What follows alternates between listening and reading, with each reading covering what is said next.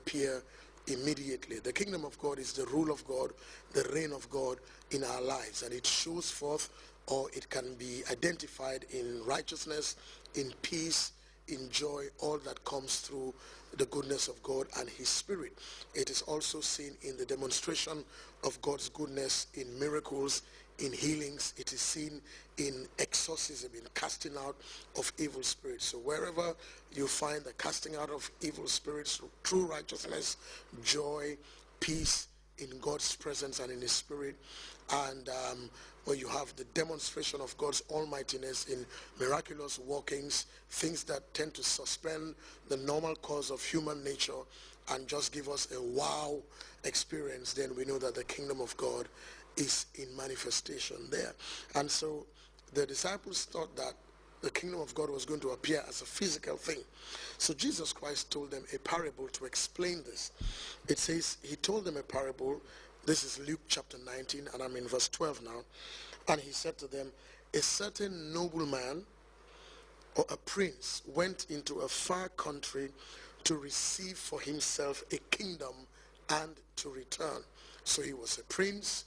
He had been promised, or he had qualified, or it had been bequeathed to him that a kingdom is going to be given to him. So he had gone on a far journey to a far country to receive this kingdom, this authority, power, oversight, leadership, rule, and was going to come back to his own country. Obviously, a new person. So he called 10 of his servants, and he delivered to them 10 minas, or minas, M-I-N-A-S. And in Greek, 1 mina is 3 months' salary. So if you earn $5,000 a month, then he gave them each $15,000 a year. I'm sure there are people who earn $10,000, so he gave them $30,000, almost $1,000. And he said to them, do business with these minas until I come. In some older translations of the Bible, he says, occupy, take charge, do something, arise and be doing, be engaged in something with this that I've given you until I come, which means he is coming. And when he comes, he expects some amount of reckoning. It says, but his citizens hated him, and they sent a delegation after him saying, we will not have this man to reign over us. What that means is that they knew that as he left their shores, he left a nobleman, but he was going to come back a king. He left a student, but he was going to come back as the managing director. And for some reason or the other, best known to these citizens, they waited until he had left, and then they ganged up and put together a delegation and sent the delegation after him and said, don't come back, we don't want you, you are not going to rule over us. There are lots of lessons we can learn from this. One of them is it's amazing how people can show you loyalty when you are with them. When they are before you or you are in their presence, they can tell you how loyal they are, only for you to turn your back. Then their real colors begin to show, because they didn't make any representation while he was there. It was when he had gone away, and then they felt they could do that. But in verse 15, it says, so it was that when he returned, having received the kingdom. So he received the kingdom and he came. What that means is that the delegation probably gave the message, but he was not perturbed, he was not disturbed. It didn't matter to him. Maybe in the African setting, they must have done some juju, done some safara, done some fetish, rubbed something on his door handle, put something under his carpet or her carpet for that matter.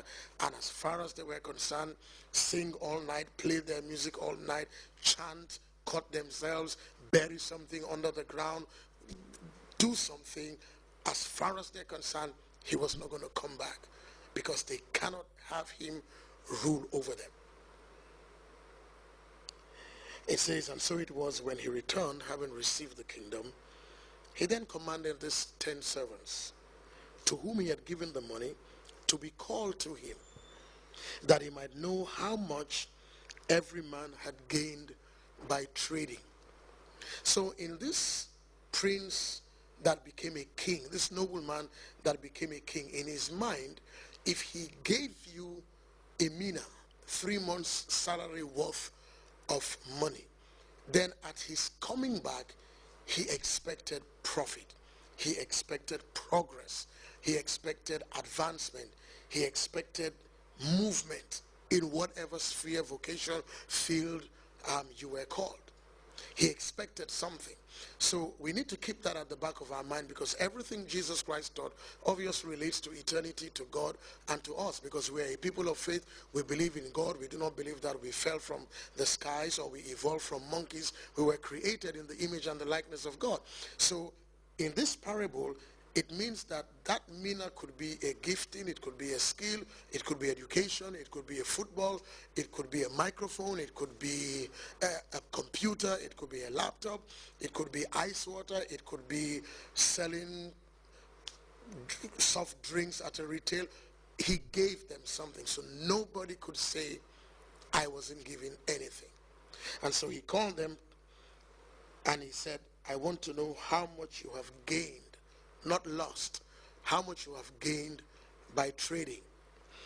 Let me also add that if he gave them these minas, not only was he expecting them to gain, but he was assured in himself that they had the ability, the wherewithal, the education, the training, the knack, the acumen to be able to change this 1 mina, which is 3 months salary, into something better. And at the very least, to give him back the principal and live their lives on the profit. There is a woman in the Bible whose husband died, unfortunately, and left a lot of debt, and left her with 2 boys. And creditors came to her and wanted to take, they must have taken everything, and obviously the debts were not paid, so they decided to take the 2 boys and make them slaves. So she cried to a prophet of God, and the prophet of God asked her, what do you have in your house? What can you do? She said, I have a little pot of oil. And he gave her the answer. He said, what you have, start with it. Go and borrow vessels, plenty vessels. Do not borrow a few. Borrow as many as you can. When you come into your house, shut your door and start pouring the oil into these vessels. Don't ask any question, just do it.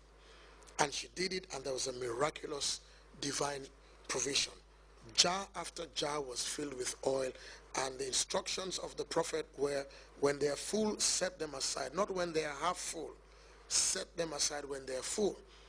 And then his other instruction was that, now that you have got this, go sell the oil, pay your debts, remove the principal, remove what is the first part that you owe, and then live on the rest. So when Jesus Christ gave this parable, not only did he expect them, not only does he expect you and I to gain in trading, but he knows that the ability is there differently from birth, from your environment, from experiences, from successes, from failures, from betrayal, from everything. We learn lessons every day. And so the day of reckoning came. Verse 16 says, then came the first, and he said, Master, your mina has earned 10 minas. Okay? So according to the Bible, 1 mina is 3 months salary. So this person did business and made 30 months worth of salary.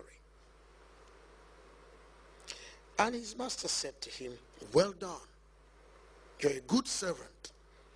Because you were faithful in a very little, I am giving you authority over 10 cities.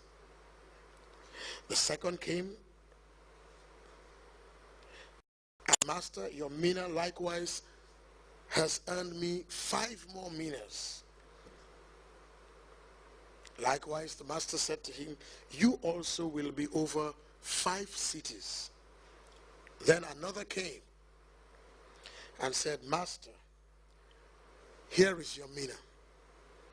I kept it and I put it away in a handkerchief because I feared you. I knew that you were an austere man. You love profits. You collect what you did not deposit, and you reap what you did not sow. And the master said to him, out of your